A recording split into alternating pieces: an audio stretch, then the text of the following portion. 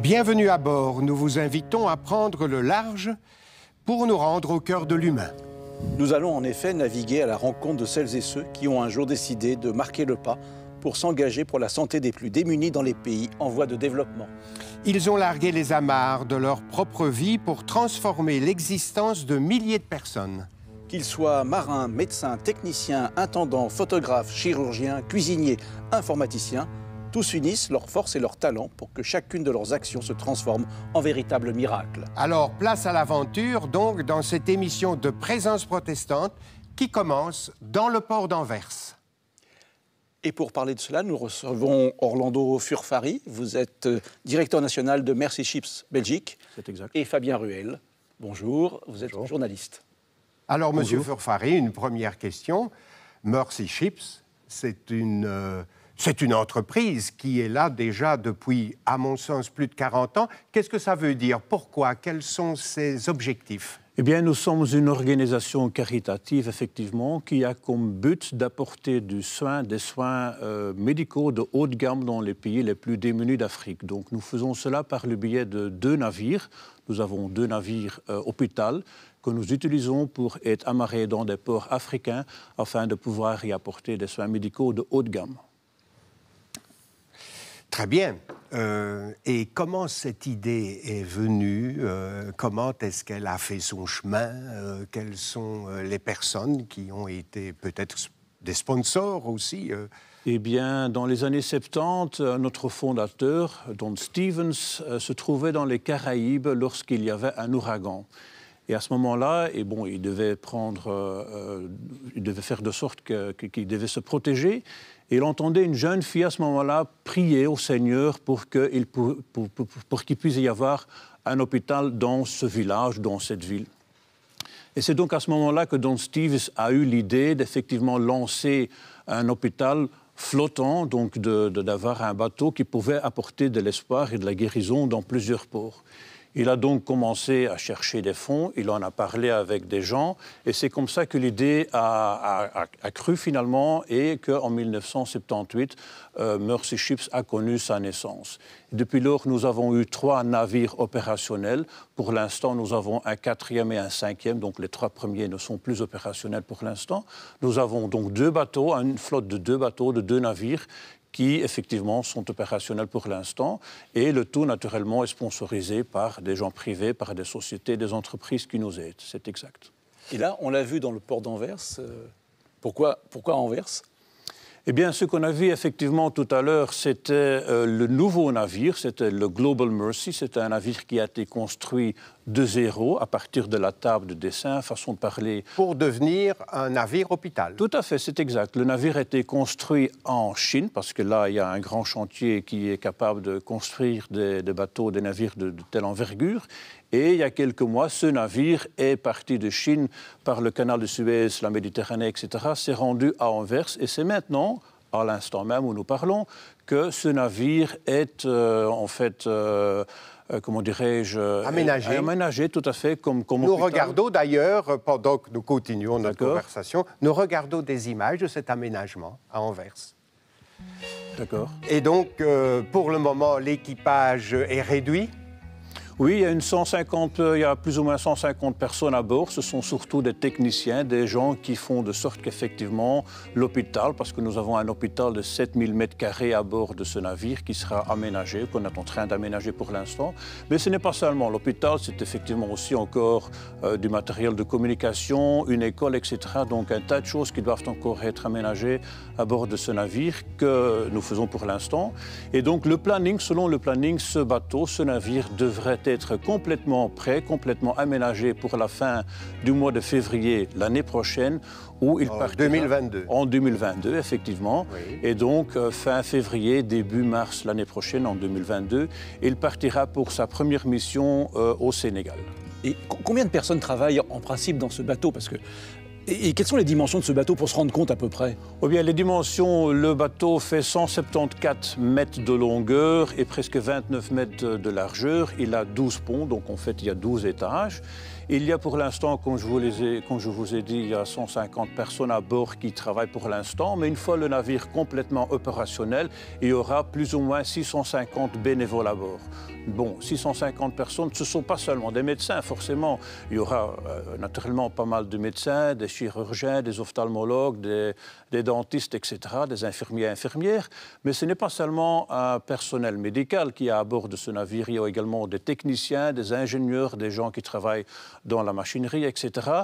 Et il y a un tas d'autres bénévoles qui travailleront dans la cuisine, dans l'entretien, dans la réception. Il y a des instituteurs, parce que vous savez, dans ces 650 Ils viennent avec leur famille. Effectivement, il y a des gens qui vendent même leur maison, mari, femme, avec des petits-enfants, qui s'engagent pendant 1 an, pendant 2 ans, pour venir travailler comme bénévoles sur ce navire. Et donc, les enfants en question ont besoin d'un enseignement.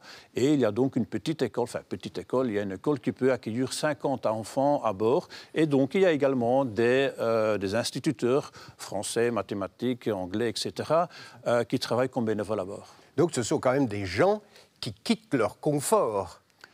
Et pour partir, combien de temps en général? Eh bien, ça dépend un petit peu de votre fonction à bord. Le capitaine, par exemple, on demande un contrat, un engagement du capitaine pendant 2 ans. On ne va pas changer le capitaine tous les 15 jours, ça va de soi. Mais il y a d'autres fonctions qui sont pendant 3 mois, 6 mois, 1 an à bord de ce navire, effectivement. Et puis, ça dépend aussi un petit peu le besoin. Si nous avons un grand besoin d'un chirurgien qui est spécialisé dans, je ne sais pas moi, des tumeurs dans la nuque, par exemple, et nous en trouvons un qui est à dispo pendant 1 mois, eh bien, nous sommes preneurs pour avoir cette personne à bord pendant 1 mois. D'autres personnes qui travailleront dans la cuisine, par exemple, vont s'engager pendant 3 mois ou 6 mois. Et vous avez dit, ce sont donc des bénévoles? Tout le monde est bénévole, tout à fait, et non seulement bénévole. Y compris l'équipage, y compris le personnel technique. Le capitaine, le navire, tout à fait, tout à fait. Tout le monde. Donc, il y a 650 personnes à bord de ce navire. Ce sont tous des bénévoles. Non seulement ce sont des bénévoles, mais ils payent également pour leur déplacement vers le pays africain en question, vers le port en question où se trouve le navire à ce moment-là, premièrement. Et deuxièmement, ils payent également pour leur séjour, donc pour la nourriture qu'ils consomment. Mais il faut être riche pour aller chez vous. Oh, je ne dirais pas qu'il faut être riche. Il y a beaucoup de bénévoles qui ont un sponsor ou des sponsors. Ce sont des gens souvent d'origine chrétienne ou des chrétiens tout simplement, dont leur église leur soutient avec 200-300, enfin je ne connais pas le montant, mais leur église leur soutient mensuellement avec un certain montant. Il y a la famille, les amis, etc. Et donc tout cela ensemble font de sorte que les gens en personne qui à ce moment-là forcément n'ont pas de revenus parce qu'ils ne travaillent pas rémunérés, donc ils ont un revenu de cette façon-là, de façon qu'ils puissent payer pour leur bénévolat à bord de ce navire, effectivement. C'est vraiment du bénévolat. Fabien Ruel, vous avez promené votre caméra, vous avez visité ce bateau qui est en train d'être aménagé. Quelles sont vos impressions? Qu'est-ce que vous avez ressenti dans ce bateau? Je dirais tout d'abord beaucoup d'émotions, en ce sens qu'on était très bien accueillis. Et directement, j'ai senti une paix à l'intérieur du navire, un accueil, chacun à sa place, chacun était là désireux de servir l'autre. C'était impressionnant de rencontrer aussi celles et ceux qui consacrent une partie de leur vie pour le bien-être de l'autre. Ce qui était impressionnant aussi, c'est que nous étions dans un bateau, mais on se croyait aussi à l'hôpital, même comme on l'a déjà évoqué. On était aussi dans une classe maternelle, une classe pour des ados, un réfectoire, un restaurant, une salle de détente, et puis rencontrer chacune de ces personnes, hein, que ce soit la cuisine, que ce soit un technicien informatique, que ce soit quelqu'un qui était là pour de la logistique électrique. Bref, ce qui m'a vraiment interpellé, c'est de voir le désir de faire un pas, une démarche vers l'autre. C'est vraiment ça que je garderai, et aussi évidemment de voir un tel navire qui était conçu pour ça. Je pense que c'est vraiment quelque chose de grandiose, et on n'a pas tous les jours, franchement, l'occasion de voir ce genre de projet, même s'il y en a d'autres. Celui-là m'a particulièrement touché. Alors, on a été aussi aux interviews. Présentez-nous le premier interview et puis on le regarde ensemble. Une interview aussi riche en émotions avec Edjin, qui lui est technicien réseau. Ses origines, eh bien, elles sont béninoises. Et c'est en parlant avec son prêtre qu'il a entendu parler des besoins du Mercy Ships, de Global Mercy. Et donc, il a consacré déjà 6 ans de sa vie sur l'autre navire, l'Africa Mercy. Et sur celui-ci, il s'occupe donc de tout ce qui est réseau, technique et informatique. Je vous propose qu'on regarde des images. On regarde tout de suite. Nous sommes tous bénévoles, nous n'avons pas de salaire et nous vivons sur le bateau. Et nous venons en fait sur la base de nos propres fonds. J'ai donné 6 ans pour servir cette cause humanitaire. Il ne faut pas forcément avoir un background médical avant d'arriver ici. Toute personne peut venir servir et il y a tellement de besoins que quel que soit votre background, vous pouvez venir et servir. Mais également, vous pouvez servir en fait en étant du domaine médical.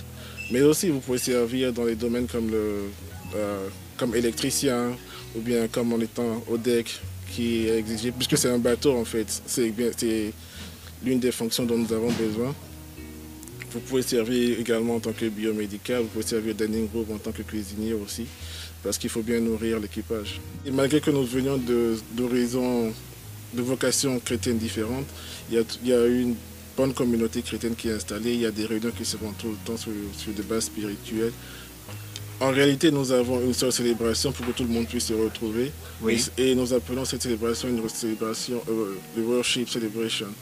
Donc ça se passe généralement les dimanches où nous lisons des versets bibliques et ensuite nous chantons et nous recevons aussi des enseignements sur la Bible. Ce qui veut dire qu'en fait, ça ne se base pas sur un certain modèle de chrétienté, mais en fait, nous avons mis en place un système pour que tout le monde puisse se retrouver et adorer Dieu d'une seule façon. La célébration que nous faisons le dimanche, elle a lieu dans la soirée, ce qui permet dans la matinée à tout le monde de pouvoir vaquer aux normales célébrations traditionnelles que ces personnes ont chez elles. Dans la matinée, les gens peuvent aller faire leurs célébrations ordinaires comme ils le font chez eux. Et dans la soirée, on se réunit tous ensemble. Nous avons une équipe de chaplaincy, un département appelé chaplaincy de la chapelle, et généralement les enseignements sont donnés par le chaplain en chef ou alors par d'autres volontaires du bateau qui sentent le besoin de partager un certain enseignement. Edjin vient de nous parler de communauté. Alors 600 personnes, il faut créer une communauté. Et là, c'est une communauté, en plus, il dit chrétienne.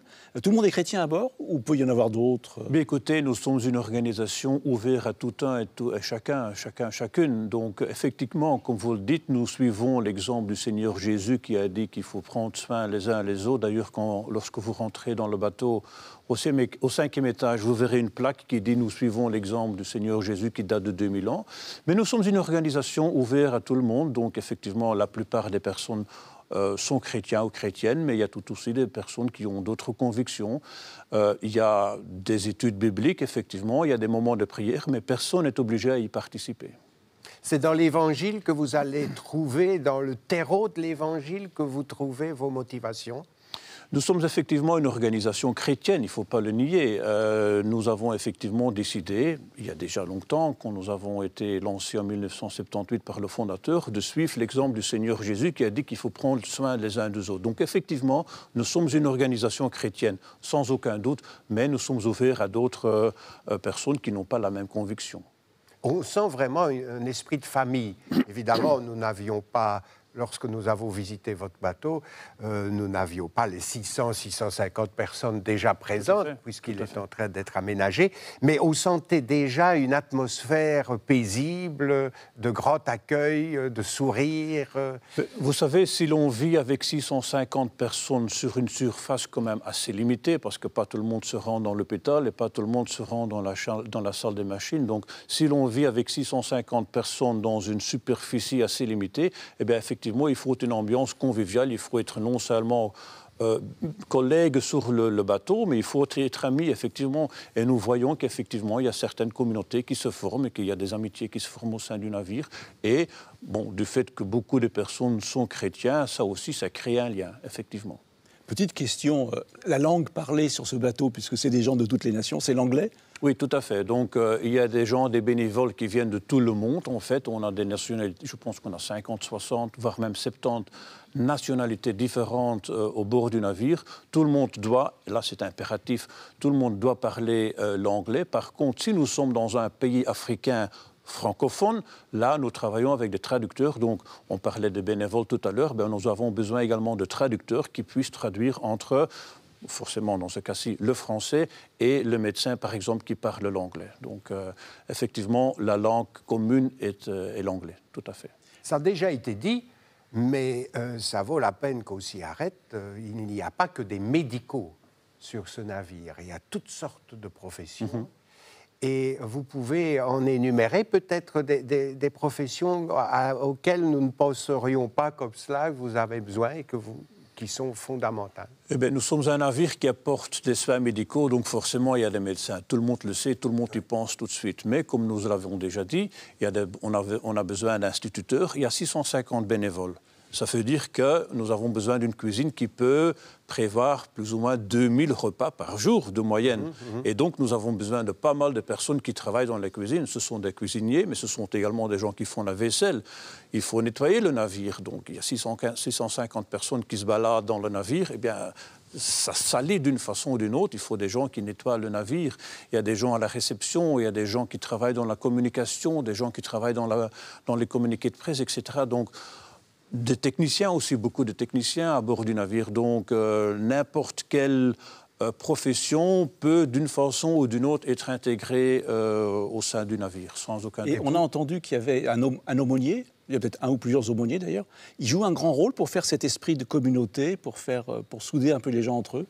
C'est une bonne question, mais vous savez, les gens, les bénévoles qui se rendent vers le navire sont déjà formés en avance, ils savent déjà à quoi ils vont commencer. Il y a une formation avant qu'ils montent à bord, oui, il y a une formation, ils sont préparés. Il y a une petite formation qui s'appelle Introduction to Mercy Ships, donc ils savent déjà de quoi il s'agit, ce qu'ils vont faire, avec qui ils vont travailler, dans quelle chambre ils vont dormir, etc. Donc l'aumônier, effectivement, a un rôle très important, mais plus important aussi, c'est la préparation en avance avant d'aller au navire. Tout à fait. Alors, nous allons continuer notre visite du navire, Fabien. Effectivement, qu'est-ce que vous allez nous montrer? Un navire de 10 étages, avec forcément différentes couches. On a parlé de l'hôpital, on a parlé de la détente, de l'éducation. Et nous sommes montés dans ce qu'on pourrait appeler le Saint des Saints. Nous ne sommes pas montés en Israël, à Jérusalem, mais bien dans la cabine, non seulement de pilotage, mais aussi sur le pont principal, où on a pu découvrir pas mal de choses, et notamment rencontrer le capitaine. Et là aussi, c'était très touchant de voir la consécration de cet homme, qui a d'ailleurs rencontré, pour la petite histoire, quelqu'un de très sympathique sur le bateau, mais on lui laissera le soin d'en parler d'ici quelques instants. Et nous avons donc rencontré le capitaine qui nous partageait sa vie, sa vision, son engagement. Mais comme disait aussi Orlando, on a eu l'occasion de parler communication, puisque c'est la clé. Et donc, dans cette équipe du Global Mercy, il y a aussi la communication. Et nous avons rencontré la cinéaste, la photographe, qui met un peu en image ce qui se passe sur le bateau. Et je lui laisse le soin d'expliquer, ainsi que le capitaine. Alors, nous regardons ce reportage. J'ai eu le plaisir d'aller plusieurs fois en Afrique. J'ai vu des enfants et des adultes d'ailleurs aussi qui étaient dans le besoin médicaux. Et donc, lorsque j'ai reçu la possibilité de m'engager, ça m'a touché. Et effectivement, c'est ma façon d'apporter une aide aux gens en Afrique. Je suis fortement réjoui de voir que l'équipe des bénévoles ici forme une équipe très close. Et ça me réjouit beaucoup de pouvoir travailler avec ces gens-là. Je travaille pour Mercy Ships depuis 1979 et pour l'instant je suis capitaine ad interim, façon de parler, donc je remplace un autre capitaine pour l'instant, mais j'ai travaillé pour Mercy Ships dans plusieurs fonctions. Eh bien, je suis effectivement quelqu'un d'une formation de marine et donc, vu mon background comme chrétien, j'ai trouvé la possibilité de combiner les deux choses importantes dans ma vie, à savoir mon job comme responsable sur un navire d'un côté et d'autre part ma conviction chrétienne. C'est un privilège pour moi de pouvoir travailler sur ce navire et ce que je voudrais encore souligner, c'est que nous avons toujours besoin de bénévoles, donc n'hésitez pas à nous contacter si vous ressentez le besoin ou si vous voulez effectivement faire partie de notre famille, parce qu'effectivement Mercy Ships est une organisation très chouette pour travailler. J'ai choisi de travailler pour Mercy Ships il y a 2 ans parce que je voulais trouver une possibilité de combiner ma conviction chrétienne avec mon métier professionnel qui est photographe. Je crée les histoires afin que d'autres personnes qui ne sont pas bénévoles puissent voir comment la vie d'un bénévole à bord du navire de Mercy Ships se déroule, afin d'effectivement les motiver pour postuler aussi à bord de notre organisation. Orlando, pouvez-vous nous expliquer un peu comment vous allez vers des pays? Donc c'est l'Afrique, c'est les pays qui vous appellent, c'est vous qui choisissez. Comment ça se passe? Eh bien, nous avons notre maison mère au Texas, aux États-Unis, mais nous avons également un bureau africain à Cotonou, au Bénin. Et à partir de ce bureau-là, nous avons des contacts avec beaucoup de pays, c'est-à-dire les autorités locales des ports, les autorités politiques, le président même, etc. Et donc, nous sommes en négociation avec ces personnes-là pendant plusieurs années. Il faut donc savoir qu'avant qu'un navire, un de nos navires, avant que le navire en question entre dans le port, il y a eu 1 an, 2 ans de négociations auparavant. Et non seulement des négociations avec le président, avec le ministre de la Santé, avec les autorités du port, etc.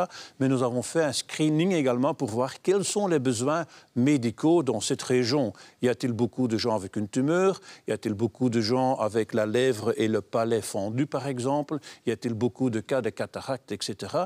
Et en fonction du besoin médical, nous allons assembler une équipe médicale. Enfin, je dis assembler, mais ce n'est pas tout à fait exact. Nous savons quel type de médecin et quel type d'aide qu'il faut apporter. Donc, pour répondre à votre question, nous sommes en contact avec pas mal d'autorités en Afrique et nous négocions pendant plusieurs années, plusieurs mois en avance pour voir où faut-il aller, quels sont les besoins, quelles sont les possibilités et quel est le port qui a la possibilité de nous accueillir également. C'est forcément un pays au bord de la mer, avec une côte... Ah oui, tout à fait. Vous savez, 50% de la population africaine vit à 100-150 km du littoral. Donc, si vous voulez apporter une aide médicale, un bateau, un navire, c'est le moyen idéal. Premièrement, parce que il y a tout à bord, premièrement. Deuxièmement, à bord, nous avons non seulement l'hôpital pour aider les gens, mais nous avons aussi un centre de formation où nous formons les professionnels. Donc, parallèlement aux soins, vous formez du personnel qui est du personnel pris sur place dans ce pays. Tout à fait. Nous travaillons en fait sur 3 piliers. Les soins médicaux, dont nous avons déjà parlé, mais nous faisons de sorte aussi que nous formons des spécialistes de la santé, des chirurgiens, des médecins, des infirmières, etc., locales dans le pays en question, dans la région où nous nous trouvons, deuxièmement. Et troisièmement, nous faisons également, comment dirais-je, nous renouvelons des hôpitaux et des hôpitaux et des infrastructures existants afin que les gens que nous formons là-bas puissent, une fois que le navire est parti, puissent continuer leur travail dans un hôpital local. Tout à fait. On pourrait aussi se poser la question, pourquoi ne pas construire un hôpital dans ces endroits et aller en navire? Oui, c'est une bonne question. Il y a déjà beaucoup d'organisations chrétiennes caritatives qui font cela, qui construisent des hôpitaux, etc. Nous avons choisi par contre de faire la même chose, mais par le biais d'un navire, parce que une fois la plupart des cas soignés sur place, la plupart des opérations effectuées, etc., il suffit tout simplement, façon de parler, de larguer les amarres et de partir vers un autre port, 500 km, 1000 km plus loin, et de recommencer notre mission là-bas, voyez-vous. Comment sont choisis les gens qui vont venir sur le bateau être soignés? C'est les autorités locales qui choisissent? Non, ce sont nos gens personnels. Ce sont les gens déjà à l'avance sur Mercy Ships. Ce sont des médecins qui travaillent pour Mercy Ships et qui vont voir, oui, voilà, telle personne je vous donne un exemple, une situation d'un cataracte qui est évoluée à telle sorte qu'effectivement une intervention médicale, une opération s'impose, eh bien cette personne sera sélectionnée et donc non seulement les cataractes, mais toutes les choses que nous faisons. D'ailleurs, maintenant qu'on parle de cataractes, il est important de souligner que nous n'apportons pas seulement l'aide médicale, enfin c'est ce que nous faisons effectivement, mais si quelqu'un, après une simple opération de cataracte, puisse voir de nouveau, cela a un impact sur la vie de cette personne. Il peut, ou il ou elle, peut de nouveau aller travailler, ce qui signifie qu'il aura de l'argent, ce qui signifie que ses enfants pourront aller à l'école, ce qui signifie qu'il pourra de nouveau être une plus-value dans sa communauté, etc.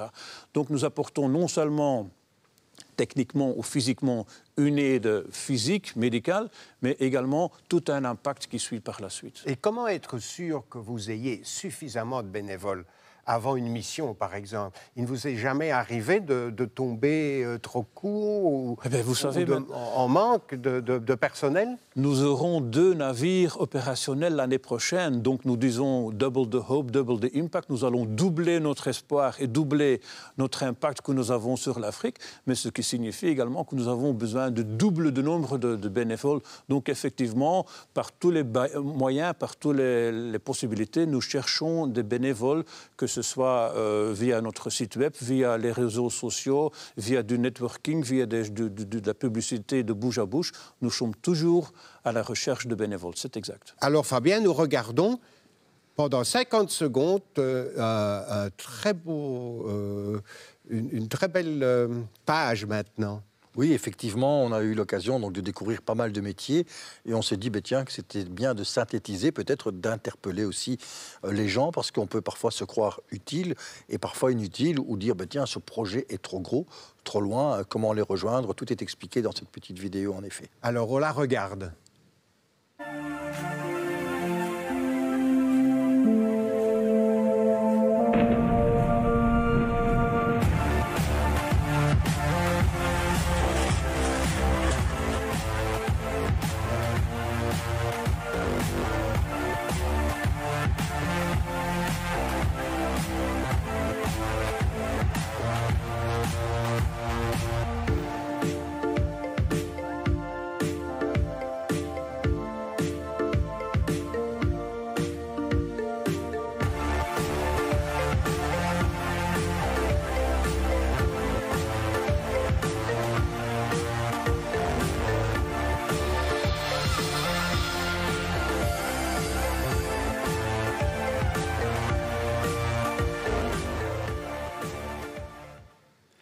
Si vous vous intéressez à Mercy Ships, il y a d'ailleurs une bande dessinée qui vient de paraître, Bob et Bobette, bien connue en Belgique, qui traite de Mercy Ships. Tout à fait, c'est exact. Nous avons eu le plaisir de rentrer en contact avec la famille Van der Steen, donc la famille du créateur de Bob et Bobette, et aussi avec les éditions de Standard. Et donc, nous avons discuté avec eux s'il n'y avait pas la possibilité de lancer une bande dessinée qui a lieu sur le Global Mercy. Et effectivement, cela a été fait. Donc, nous avons discuté avec eux un petit peu sur le scénario. Et nous avons effectivement eu le plaisir de lancer cette bande dessinée il y a quelques semaines, je pense il y a 15 jours plus ou moins. Et donc, elle est en vente dans toutes les grandes surfaces et dans la librairie qui vendent les bandes dessinées de Bob et Bobette. Un beau cadeau de Noël, alors. Comme cadeau de Noël, idéal, oui. Juste nous rappeler le site pour vous retrouver. Eh bien, tout le monde est bienvenu sur notre site. On peut nous joindre sur le www.mercyships.be. Merci. On termine maintenant cette émission de Présence protestante qui nous a ouvert vers l'autre, vers l'humain, avec une citation d'Albert Schweitzer. « Le bonheur est la seule chose qui se double si on la partage ». Au revoir à chacune et à chacun et merci pour votre attention. Merci, au revoir.